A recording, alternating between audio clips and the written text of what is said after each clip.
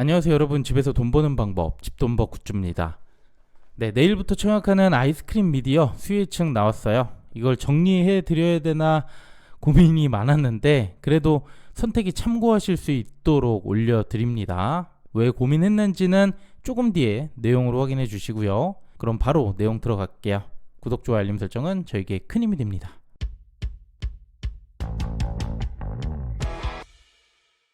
사주차는 아이스크림 한 곳만 있고요. 청약은 수목 이틀간 진행이 되고 환불이 주말 지나서 총 4일 소요됩니다. 네, 그럼 공모기업 보겠습니다. 아이스크림 미디어는 디지털 교육 플랫폼 기업이라고 하는데요. 초등 교과서 판매 쪽이 매출의 절반, 그리고 수업용 교구 쪽 절반, 대부분 이 두 곳에서 매출이 나옵니다. 그 외 교사들이 수업 시간에 활용할 수 있는 교육 컨텐츠 등이 있는데 이쪽은 매출이 크지 않아서 사실상 공교육 출판과 관련 제품 판매업이라고 볼 수 있겠네요. 그 외 사업을 더 확장할 여진이 있다고는 하지만 현재는 이렇게 정리해 볼 수 있고요. 그 외 공모 주식 수는 246만 주, 일반 청약자에게 이번에 30%까지 배정합니다. 약간 까리하죠. 모집 규모는 787억, 일반 청약자 236억 모집이고요. 시총은 4천억 이상 됩니다. 주관사 삼성증권, 공모가는 밴드 하단에 확정을 했는데 요건 조금 뒤에 더 자세하게 보고요. 유통금액은 1,500억대 아주 많습니다. 그래도 다행히 상장은 30 금요일 단독 상장이에요. 네, 수요예측 결과 보겠습니다. 참여수가 561건, 경쟁률 31대 1이 나왔어요. 올해 들어 가장 낮은 참여 건수를 보였고 경쟁률은 거의 최저입니다. 상당히 안 좋은 결과고요. 공모가를 보면 그래도 하단 이상이 거의 70% 대부분이라서 가격은 하단으로 확정한 것 같아요.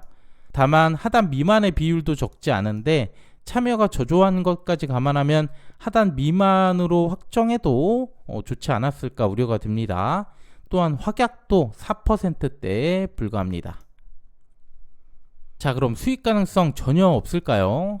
이전 수요예측이 낮았던 곳들과 비교하면 적색으로 표기한 곳이 공모가를 상단으로 확정을 했던 곳들이고요. 녹색이 하단 이하였습니다. 이들의 수익률은 명확히 갈렸는데 에코아이가 예상외의 수익을 주기는 했지만 나머지 적색 표기한 곳들은 수익을 줄 수 있는 시간도 매우 적었고 대부분 공모가를 하회했죠. 또한 오늘 상장한 두 곳도 크게 떨어지면서 마감을 했습니다. 반면 하단 이하로 확정한 곳들은 고점이 20%대, 종가도 그렇게 많이 떨어지지가 않았죠. 아이스크림은 하단이라서 비교적 수익 가능성이 있긴 하지만 여긴 유통금액이 그 어느 때보다 많습니다. 역시 주의가 필요하겠죠. 그 외 기업에 대해서 좀 살펴보면 실적은 좋습니다. 21년 이후로 단기순이익이 모두 100억을 넘고 있고요. 23년엔 300억을 돌파하면서 최고 실적이 나왔어요. 올해 약간 주춤한 상황인데요. 교육 사업, 특히 초등교육 위주의 사업이고 출산율이 계속 떨어지잖아요. 현재가 최고 실적이지 않을까라는 그런 우려, 성장 가능성에서는 의문이 듭니다. 그리고 오늘의 하이라이트, 제가 왜 고민했는지 볼게요. 먼저 유통 물량은 공모주주 외에 소액주주와 기타 주주로 보이는데 공모주주와 동일한 비율을 갖고 있습니다. 장외로 거래가 되지 않아서 이들이 언제 매도할지 전혀 알 수 없는데요. 문제는 보호회수를 보면 아이스크림 미디어는 시공테크의 사업부에서 분사한 곳입니다. 여전히 시공테크가 최대 주주로 남아있고 여기에 시공테크 회장과 일가의 지분이 36%에 달해요. 최대 주주보다 더 많은 지분을 보유하고 있다는 거죠. 그리고 이들의 보호회수 기간 6개월밖에 안 됩니다. 5년 전에 계열사 아이스크림 에듀가 상장했을 때도 보호회수 6개월 동일했고요.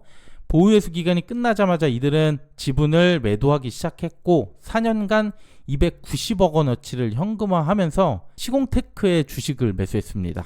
그러면서 아이스크림 에듀는 공모가 15,900원에서 증시에 입성했지만 이후 주가가 끊임없이 떨어지면서 현재는 3,000원을 넘어서지 못하고 있죠. 아이스크림에서는 이번엔 다르다 얘기하고 있지만 그렇다면 보호기간을 적어도 1년 이상 걸어야 하지 않았을까요? 저는 이번에도 동일한 리스크 있다고 보고요. 이번 수요 측에서 기관들이 외면할 수밖에 없었다고 생각합니다.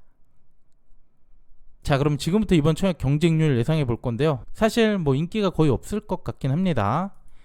최근에 넥스트바이오도 수요 예측이 저조했고 유통금액이 많았죠. 계좌가 10만 건 정도, 증거금은 2천억 정도 됐는데요. 이번엔 모집 규모가 커서 변수가 있을 수도 있겠죠. 그래도 이번 청약은 정말 조심했으면 하는 바람이고요. 계좌는 5만 건 이하, 증거금 1천억에서 5천억 사이 예상했습니다. 그럼 균등 최소 7주 이상, 비례 경쟁률 100을 넘지 않을 것 같고요. 비례 청약하신다면 원하는 만큼 받을 거라 예상합니다.